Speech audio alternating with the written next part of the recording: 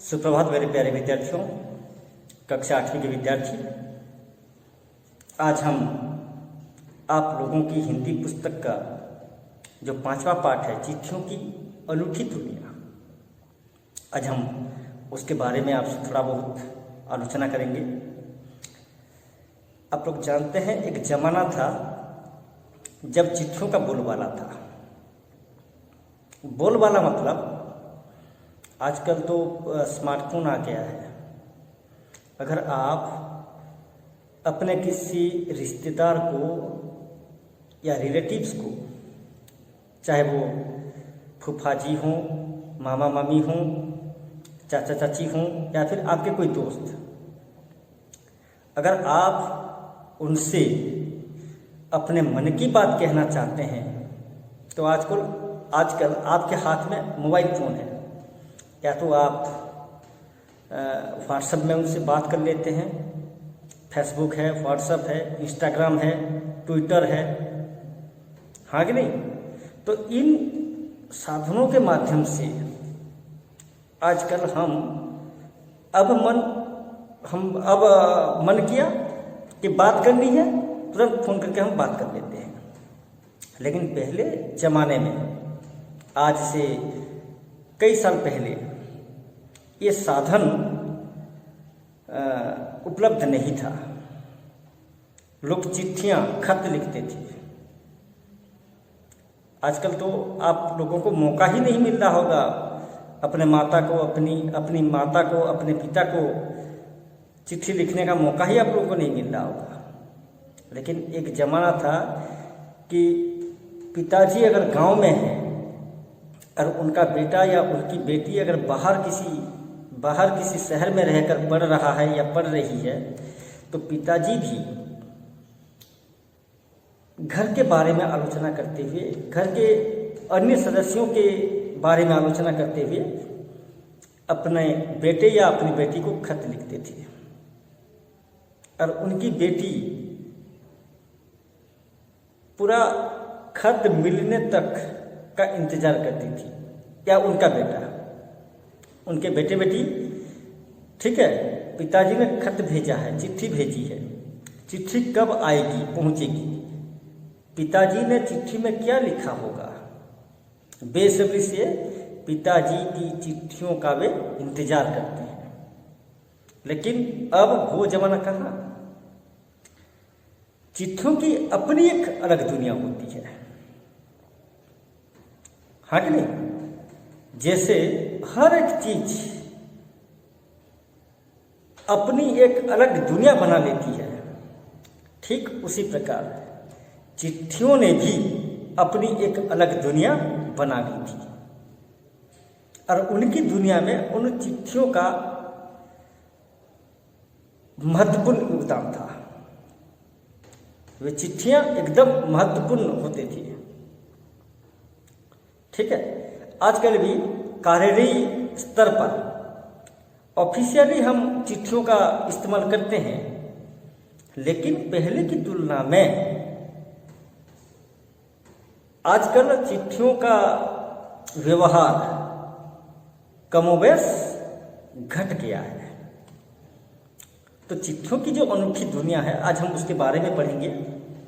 ये चिट्ठियां हमारे जीवन में किस प्रकार महत्वपूर्ण हैं, किस प्रकार हमारी भावनाओं को ये चिट्ठियां एक जगह से दूसरी जगह जाकर पहुंचाती हैं, हाँ कि नहीं। भावनाओं को एक जगह से दूसरी जगह ले जाकर पहुंचाने में इन चिट्ठियों ने ऐसी कौन सी अहम भूमिका निभाई है, आज हम इसके बारे में आलोचना करेंगे। देखिए, पत्रों की दुनिया भी अजीबोगरीब है। अजीबोगरीब मतलब एक्स्ट्रा ऑर्डिनरी है। पत्रों की एक अलग दुनिया होती है, उनकी एक अलग पहचान होती है, और उसकी उपयोगिता हमेशा से बनी रही है। चिट्ठियों की उपयोगिता 50 साल पहले भी थी, आज भी है, और आने वाले दिनों में भी उनकी उपयोगिता बरकरार रहेगी। आज भी है, हम इस्तेमाल नहीं करते हैं, हम उन चिट्ठियों को व्यवहार में नहीं ला रहे हैं, वो अलग बात है, लेकिन उनकी उपयोगिता, उनकी महत्ता कल जैसी थी आज भी वैसी ही है और आने वाले दिनों में भी वैसी ही रहेगी। पत्र जो काम कर सकते हैं वह संचार का आधुनिकतम साधन नहीं कर सकता है। इतनी शक्ति होती है पत्र में। जो काम पत्र कर सकती है वो काम संचार का आधुनिकतम कोई भी साधन नहीं कर सकता। जो काम पत्र चिट्ठी कर सकती है वो काम आपका मोबाइल नहीं कर सकता। ये अलग बात है कि टेक्नोलॉजी का इस्तेमाल हुआ है मोबाइल में। मोबाइल को हम मल्टीपर्पज वे में इस्तेमाल करते हैं, हाँ कि नहीं? लेकिन जिस खास काम के लिए हम चिट्ठियों का इस्तेमाल करते हैं उसी खास काम को मोबाइल में नहीं किया जा सकता। पत्र जैसा संतोष फोन या एसएमएस का संदेश कहाँ दे सकता है? आप लोगों ने मैसेज में अपने मित्रों को सुंदर सुंदर मैसेज भेज रहे होंगे, भेजा होगा भी आपने, हाँ कि नहीं? लेकिन इसकी एक लिमिट होती है। रोज रोज अगर मुझे मेरे एक मित्र सुंदर सुंदर मैसेज संदेश भेजता है तो क्या होगा? एक दिन देखना वो इनबॉक्स फुल हो जाएगा। तो 6 महीने के बाद मैं क्या करूंगा? इनबॉक्स में जाकर के पहले के जो मैसेज हैं उसे मैं डिलीट करूंगा, हाँ कि नहीं? अगर मैं पहले के मैसेज अगर डिलीट नहीं करता हूं तो अभी का मैसेज मुझे नहीं मिल सकता। इसलिए मुझे मैसेज हटाने होंगे, डिलीट करने होंगे। एक बात। दूसरी बात, अगर आपको आपके पिताजी की चिट्ठी मिलती है और आप चिट्ठी के माध्यम से अपने पिताजी की भावनाओं को पढ़ रहे हैं तो उस वक्त आप ज़्यादा संवेदनशील होंगे। लेकिन मोबाइल में पिताजी ने अगर मैसेज भेजा है और उसी मैसेज को आप अगर मोबाइल में पढ़ते हैं तो वो मैसेज इतना सेंसिटिव, इतना संवेदनशील नहीं लगता। ठीक है? पत्र पढ़कर, चिट्ठियां पढ़कर जो संतोष हमें मिलता है वो संतोष हमें मोबाइल के एसएमएस से या फोन से बिल्कुल नहीं मिल सकता। पत्र एक नया सिलसिला शुरू करते हैं। ठीक है? सिलसिला देखिए, शिक्षा के क्षेत्र में शिक्षा के ऐसे बहुत सारे अंग हैं, उन्हें हम अंग कहेंगे, हिस्से, जिन्होंने समाज में अपनी अपनी भूमिका अलग तरीके से निभाई, हाँ कि नहीं? स्वास्थ्य वो एक क्षेत्र है, ठीक है? राजनीति एक क्षेत्र है, आलोचना एक क्षेत्र है,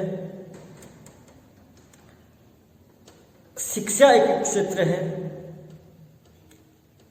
क्रीड़ा, खेल वह एक क्षेत्र है। इन सभी क्षेत्रों में यह सभी अपनी अपनी अहम भूमिका निभाते हैं। उसी प्रकार पत्र लेखन, चिट्ठियां लिखना, चिट्ठी, इनका भी एक अलग क्षेत्र है। ठीक है? पत्र एक नया सिलसिला शुरू करते हैं, नया सिलसिला।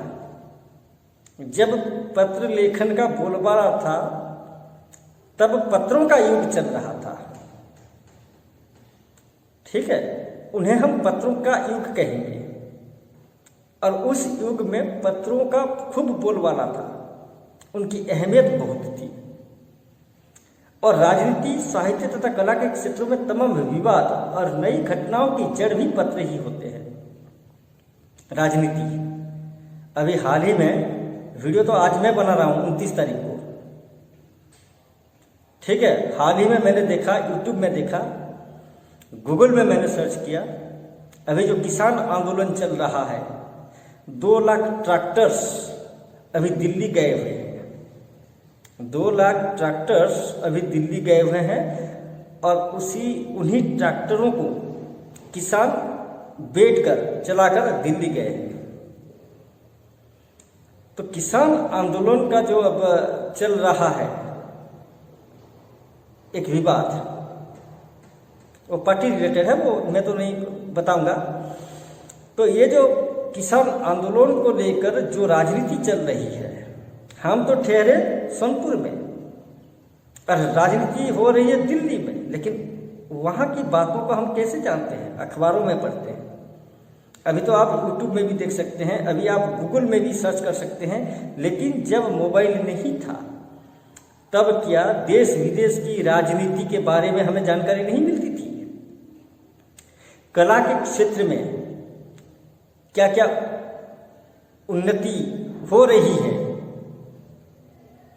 साहित्य के क्षेत्र में क्या क्या नवीन विचारधाराएं सामने उभर कर आ रही हैं, शिक्षा को संगठित करने के लिए, मजबूत बनाने के लिए कला साहित्य अपना जो भरपूर योगदान दे रहे हैं, अपनी जो अहम भूमिका निभा रहे हैं, क्या उनके बारे में हमें जानकारी नहीं मिल पाती थी? मिल पाती थी। चाहे वो राजनीति हो, कला का क्षेत्र हो या फिर साहित्य का क्षेत्र, हर क्षेत्रों में जो भी वाद विवाद उठते थे, जो भी नई घटनाएं घटती थी, जो भी नवीन विचार सामने उभर कर आते थे, इन तमाम चीजों की जड़ यही पत्र ही है। इसी पत्र के कारण हमें विज्ञान से जुड़ी नवीन उद्भावनों के बारे में, साहित्य कला से संबंधित नवीन घटनाओं के बारे में, नवीन जानकारियों के बारे में, नवीन विचारधाराओं के बारे में तथा तमाम क्षेत्रों में उठ रहे वाद विवादों के बारे में हम तक जानकारी कौन पहुंचाती थी? पत्र। मैं ये आज के ज़माने के बारे में बात नहीं कर रहा, मैं पहले के ज़माने के बारे में बात कर रहा हूँ। यही पत्र ही है जो इन क्षेत्रों में न कि राजनीति को बल्कि कला को, साहित्य को, स्वास्थ्य को, क्रीड़ा को, तमाम क्षेत्रों को समृद्ध किया और उनसे संबंधित सभी नवीन जानकारियां हर एक इंसान तक पहुंचाया। तीसरा पत्र में दुनिया का तमाम साहित्य पत्रों पर केंद्रित है। आप लोगों को एक बात मैं बता देता हूं, जब कोई कवि या साहित्य का कुछ रचना करता है, कुछ लिखता है, सबसे पहले पत्र पत्रिकाओं में उसकी रचनाएं छपती हैं। वो डायरेक्ट कविताओं को लेकर किताब नहीं बना लेता, उनकी रचनाएं सबसे पहले पत्र पत्रिकाओं में छपती हैं और पत्र पत्रिकाओं में छपने के बाद धीरे धीरे वह किसी पुस्तक में कविता के रूप में या आलोचना के रूप में या निबंध के रूप में या छोटी सी कहानी के रूप में स्थान प्राप्त करता है। इसलिए दुनिया का तमाम साहित्य किस पर केंद्रित होता है? पत्रों पर। अगर पत्र नहीं है तो साहित्य नहीं है। आज भी अगर साहित्य का वर्चस्व है तो वो सिर्फ किसके लिए? पत्र के लिए। और मानव सभ्यता के विकास में इन पत्रों ने अनूठी भूमिका निभाई है। मानव सभ्यता के विकास में, ह्यूमन सिविलाइजेशन, आप लोग इतिहास में पढ़ रहे हो मनुष्य का विकास कैसे हुआ। पहले वो आदिमानव था, आपने हिस्ट्री में पढ़ा होगा, निंडरथल मानव, क्रोमागनन मानव, जावा मानव, पेकिंग मानव। तो ये जो आदिमानव की कई सारी प्रजातियां, वे धीरे धीरे कैसे उनका विकास हुआ, कैसे क्रम विकास, धीरे धीरे कैसे उनका विकास हुआ है, कैसे समाज परिवार कैसे बना, इंसान ने गांव कैसे बसाया, किस प्रकार उसने एक समाज में रहा, वह एक समाज में किस प्रकार रहा, किस प्रकार उसने सभ्यता बनाई, उसका जो क्रम विकास हुआ है। पहले अकेले घूम रहा था, बाद में तरह तरह नई चीजों का उसने आविष्कार किया, फिर समूह में रहा, फिर परिवार बनाकर रहा, फिर गांव का बसाना शुरू किया, फिर खेतीबाड़ी शुरू की, फिर एक सोसाइटी में रहने लगा। धीरे धीरे वह सिविलाइज्ड हुआ, सभ्य बना। अरे इन तमाम चीजों को आज हम किनके माध्यम से जानते हैं? पत्रों के माध्यम से। पत्र ही है जिसने मानव सभ्यता के क्रम विकास की पूरी गाथा हमारे सामने पहले से ही प्रस्तुत की थी। पत्रों का भाव सब जगह एक सा है। पत्रों का भाव, ये जो चिट्ठियां होती हैं, भाषा बदल जाने से इन चिट्ठियों का नाम बदल जाता है। अगर हम भाषा बदल देंगे तो चिट्ठियों का नाम उन भाषा के अनुरूप बदल सकता है, लेकिन उस पत्र में जो फीलिंग्स होता है, जो भावनाएं होती हैं, जो सेंटिमेंट होते हैं, वे सभी पत्रों में एक जैसे होते हैं, भले ही उसका नाम अलग अलग हो। अंग्रेजी में आप पिताजी को क्या कहते हैं? फादर। ओडिया में बापा। अंग्रेजी में डैड भी कहते हैं, फादर, डैड, डैडी, बापा। पुराने जमाने के लोग अपने पिताजी को बा बुलाते हैं, बा। हाँ कि नहीं? हिंदी में बाबूजी भी कहते हैं। तो चाहे आप पिताजी को पापा कहें, बा कहें, बाबूजी कहें, पिताजी कहें, डैड कहें, दादी कहें, फादर कहें, लेकिन बाप एक ही है ना। हर एक शब्द का अर्थ एक ही होता है, और ये सारे शब्द किसे सुझाते हैं? पिताजी को ही सुझाते हैं। भले ही अलग अलग भाषाओं में हम अलग अलग शब्दों से पिताजी को क्यों ना बोलें, लेकिन पिताजी वाला जो भाव हर भाषा के शब्दों में एक जैसा है। पत्र को उर्दू में कहते हैं खत। उर्दू में हम उड़िया में क्या कहते हैं? चिट्ठी कहते हैं, चिट्ठी। हिंदी में भी चिट्ठी कहते हैं। उर्दू में क्या कहते हैं? पत्र को खत कहते हैं। संस्कृत में क्या कहते हैं? पत्र। संस्कृत में पत्र को पत्र कहते हैं। कन्नड़ में कागज कहते हैं, कन्नड़ में कागज कहते हैं। तेलुगु में उत्तरम कहते हैं, तेलुगु में पत्र को उत्तरम कहते हैं। जाबू भी कहते हैं और लेख भी कहते हैं। तेलुगु में पत्र के लिए 3 शब्द प्रचलित हैं, उत्तरम, जाबू, लेख। संस्कृत में पत्र को पत्र कहते हैं, कन्नड़ में कागज कहते हैं, उर्दू में खत कहते हैं, हिंदी में चिट्ठी कहते हैं, तथा तमिल में कारित कहा जाता है। तमिल भाषा में पत्र को क्या कहते हैं? कारित। पत्र यादों को सहज कर रखते हैं, इसमें किसी को कोई संदेह नहीं। ठीक है? पत्र जो है वो यादों को सहेज कर संवार कर सुरक्षित रूप से रखते हैं, कलेक्ट करके। जो यादें पत्रों के साथ जुड़ी हुई होती हैं, वे यादें आसानी से मिटती नहीं। यादें मोबाइल के साथ अगर जुड़ी हों तो एक ना एक दिन मोबाइल खराब हो जाएगा, कहीं चोरी हो जाएगा,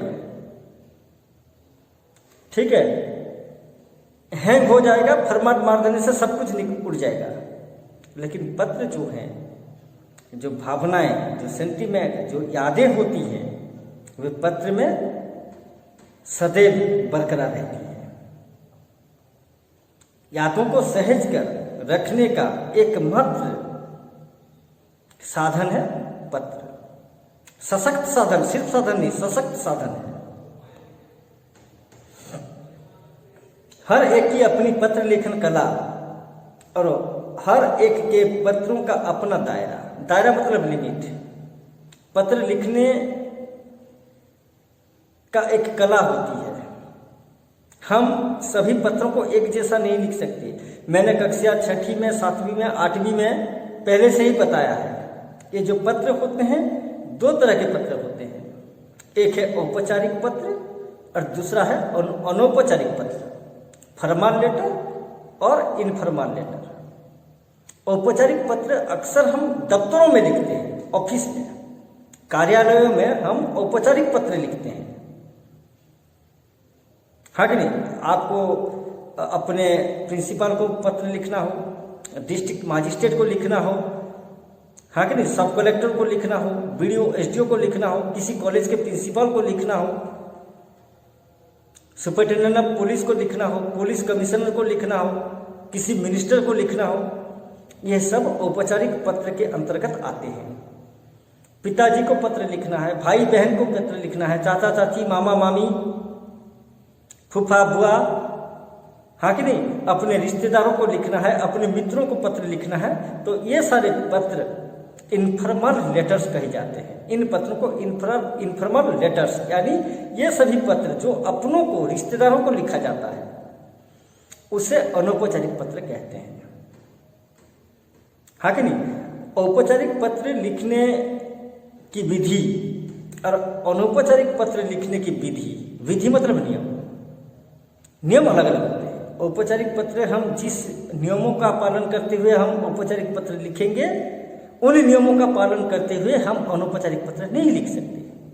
उनका एक लिमिट होता है, एक दायरा होता है, किस पत्र में क्या लिखना है और कैसे लिखना है। कुछ रूल रेगुलेशंस होते हैं, कुछ लिमिटेशंस होते हैं। ठीक है?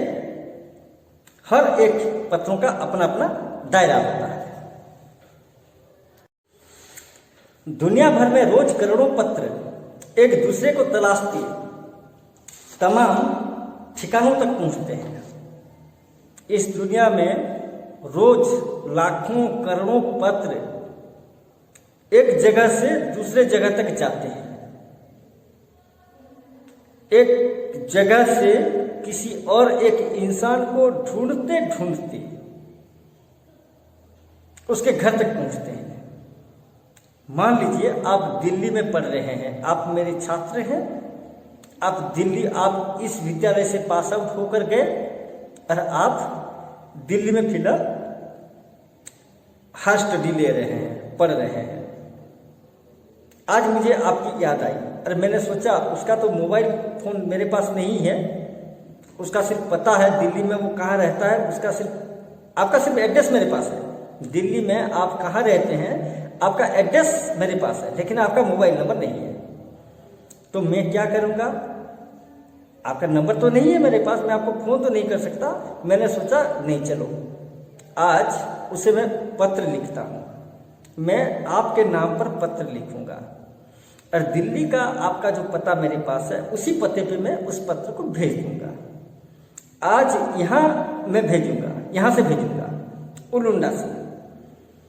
और वह पत्र ऐसा नहीं है कि मैंने लेटर बॉक्स में डाल दिया और आपको मिल गया पत्र, नहीं।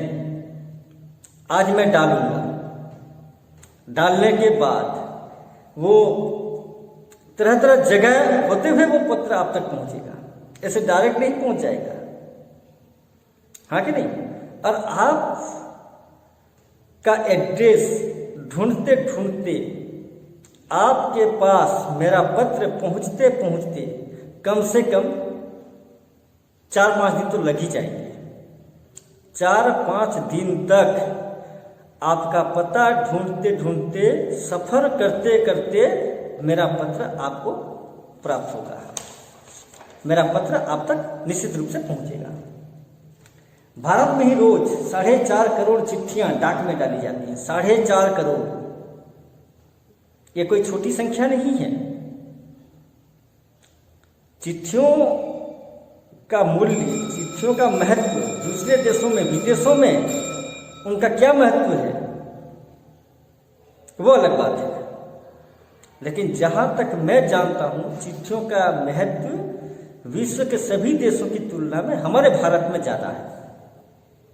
और आपको यकीन नहीं होगा, हमारे भारत में ही रोज 4.5 करोड़ 4,50,00,000, हाँ कि नहीं, 4.5 करोड़ चिट्ठियां लोग डाक में डालते हैं, अपने रिश्तेदारों को भेजते हैं, कार्यालय स्तर पर किसी कर्मचारी या किसी अधिकारी को भेजते हैं, जो साबित करती हैं कि पत्र कितनी अहमियत रखते हैं।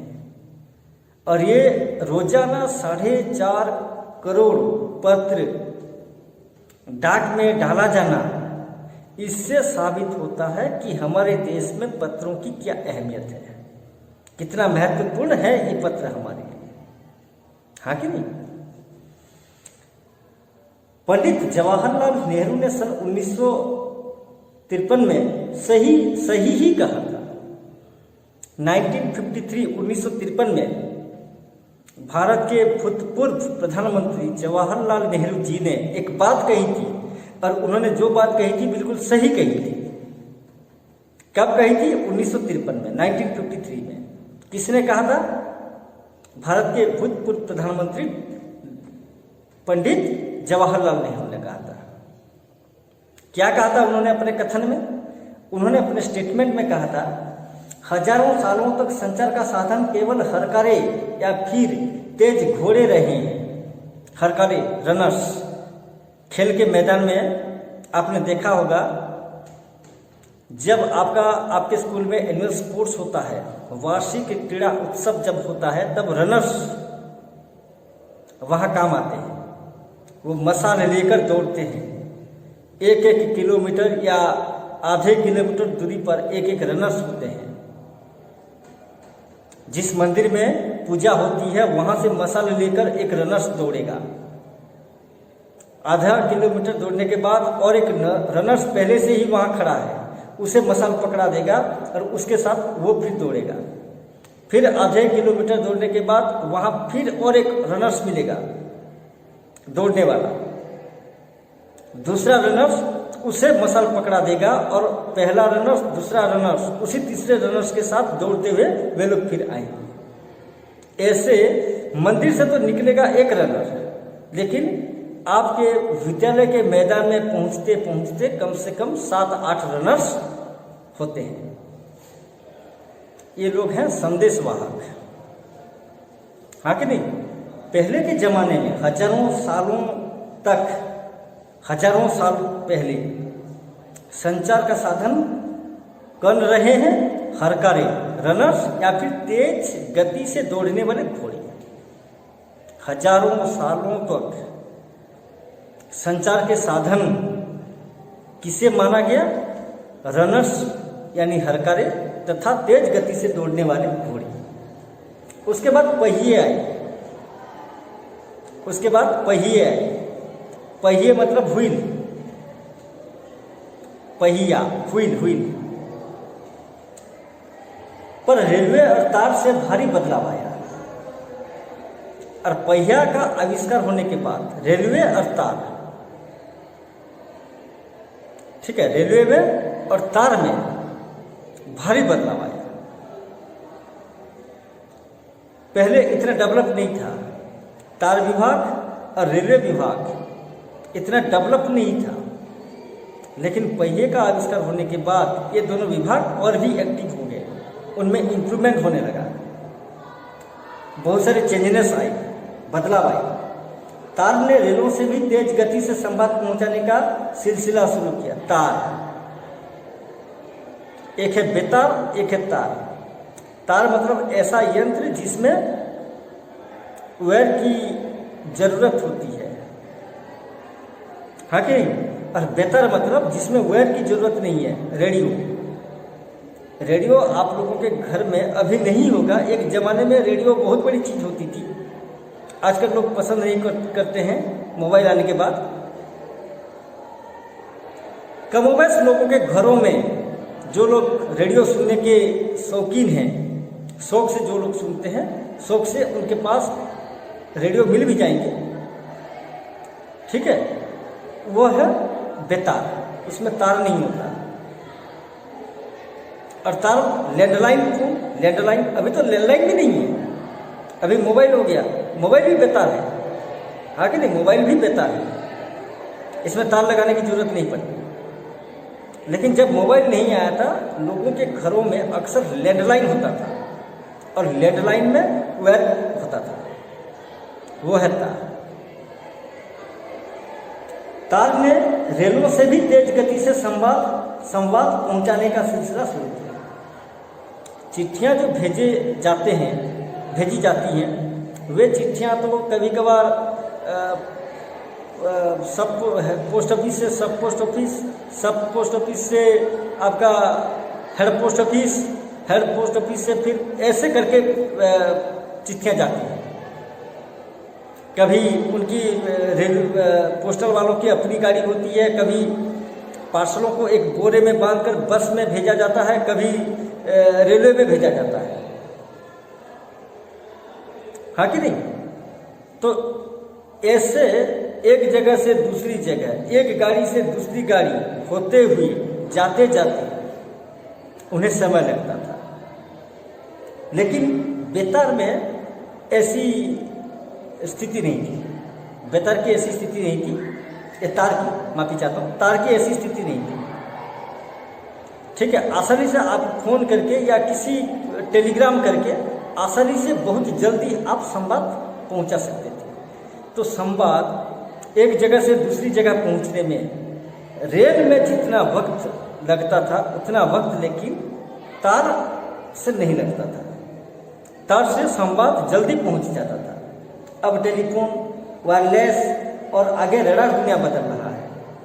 टेलीफोन, अभी टेलीफोन आज फिलहाल टेलीफोन का ज़माना नहीं रहा, एक ज़माना था टेलीफोन। संवाद तेजी से पहुंचाने का एक सशक्त साधन था टेलीफोन। वायरलेस मतलब ये जैसे तार होते हैं, इसी प्रकार के तार उन यंत्रों में नहीं लगते। मैंने कहा है रेडियो, वॉकमैन, एक छोटे रेडियो जैसे दिखाई देते हैं, उसमें एक कैसेट लगता है, हाँ कि नहीं, लोग अपने जेब में लेकर घूमते हैं उससे, वाकी। और मोबाइल होने के बाद वाकी का भी डिमांड चला गया, कोई नहीं पूछता वाकी को फिलहाल। लेकिन एक जमाना था रेडियो, वाकी। अच्छा, रेलवे में आपने देखा होगा सिग्नल देने के लिए जब ट्रैकमैन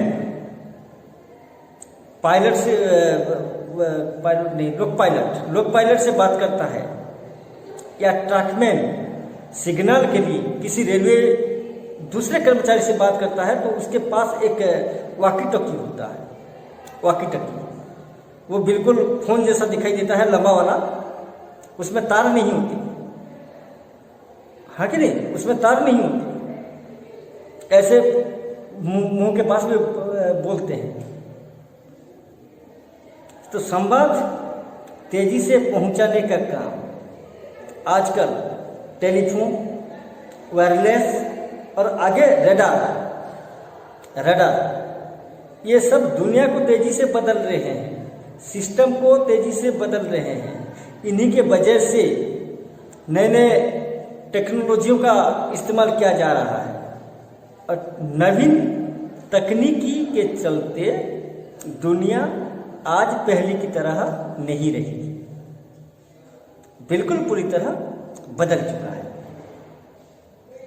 ठीक है, तो पंडित जवाहरलाल नेहरू ने सन 1953 यानी 1953 में चिट्ठियों को लेकर जो स्टेटमेंट दिया था, वह स्टेटमेंट याद रखिएगा, और एक बार मैं दोहरा देता हूं।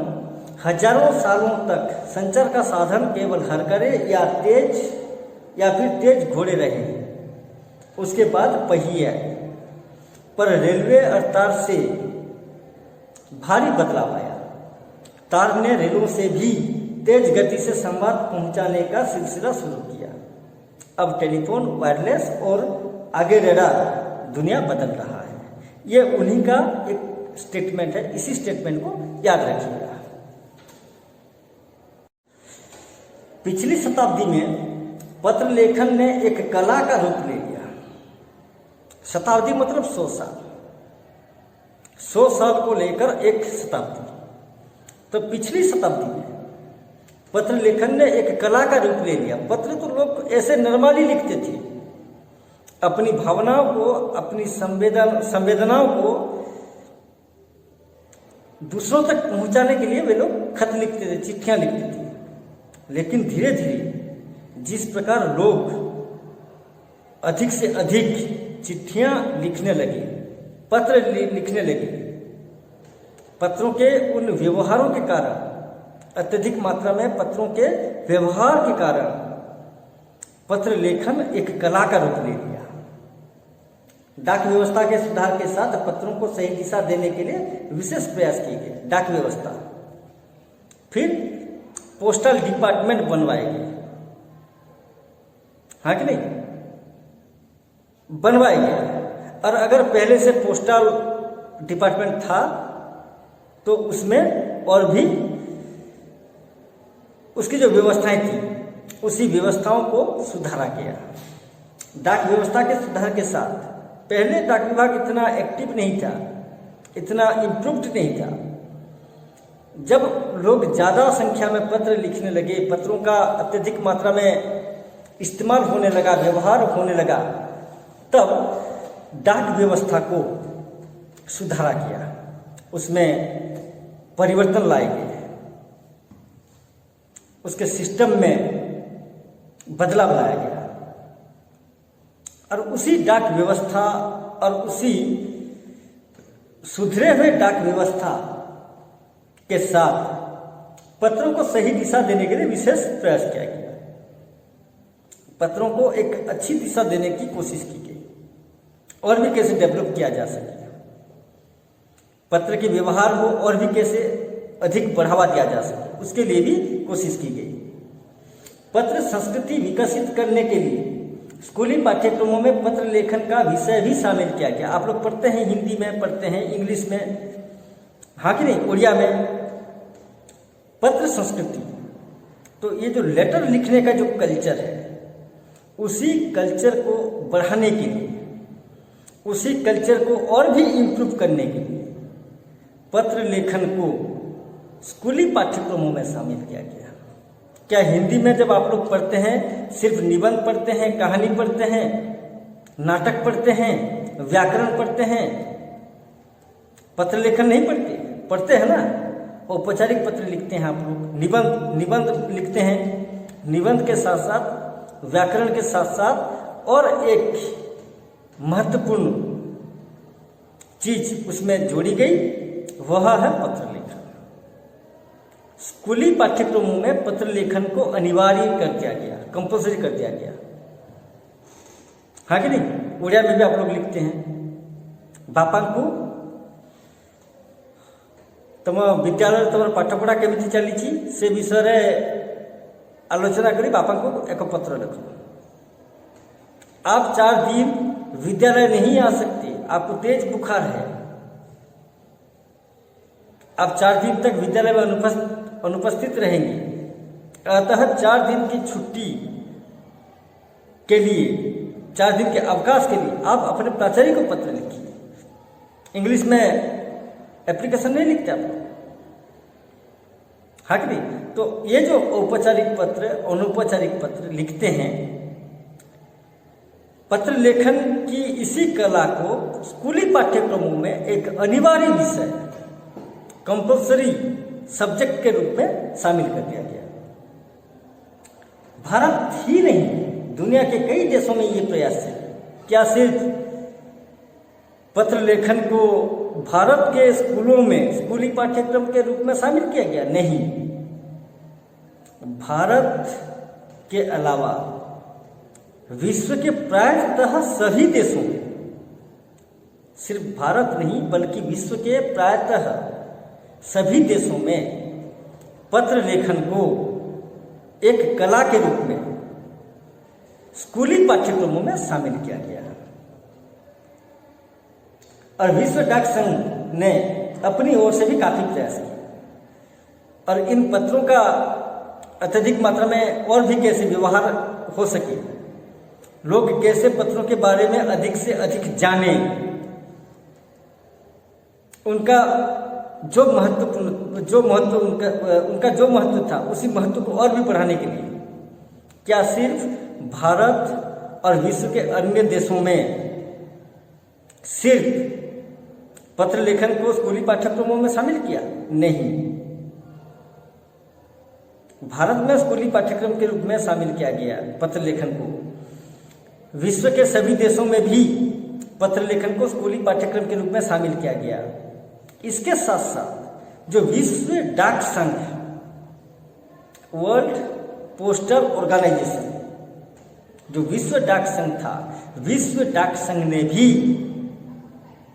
इन पत्रों के महत्व को बढ़ाने के लिए अपनी ओर से प्रयास किया। उसने भी अपना योगदान दिया। विश्व डाक संघ ने क्या किया?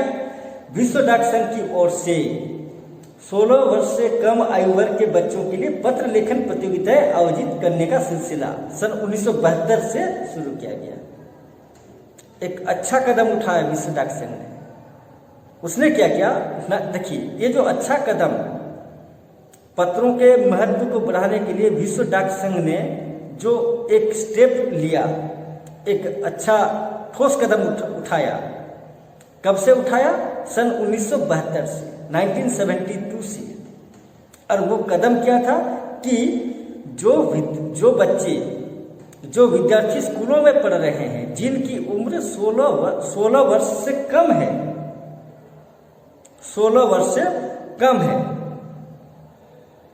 16 ईयर्स, लेस देन 60 ईयर्स, तो 16 वर्ष से कम आयु वर्ग के बच्चों के बीच पत्र लिखन की प्रतियोगिताएं आयोजित की विश्व डाक संघ ने, ताकि बच्चे, छोटे छोटे बच्चे भी पत्र लिखने के लिए अपना उत्साह दिखाएं, प्रेरित हुए। बच्चों को प्रेरित करने के लिए, उत्साहित करने के लिए,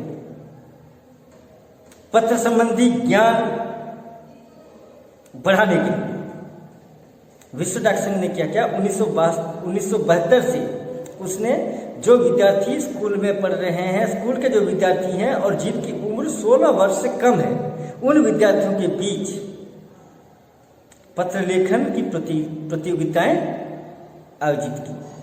आपके स्कूलों में संगीत प्रतियोगिता होती है, आपके स्कूल में नृत्य प्रतियोगिता होती है, एसे राइटिंग प्रतियोगिता होती है, डिबेट प्रतियोगिता होती है, कैप्शन राइटिंग प्रतियोगिता होती है, स्लोगन राइटिंग प्रतियोगिता होती है, ड्राइंग पेंटिंग कंपटीशन होता है, विज्ञान मेला होती है।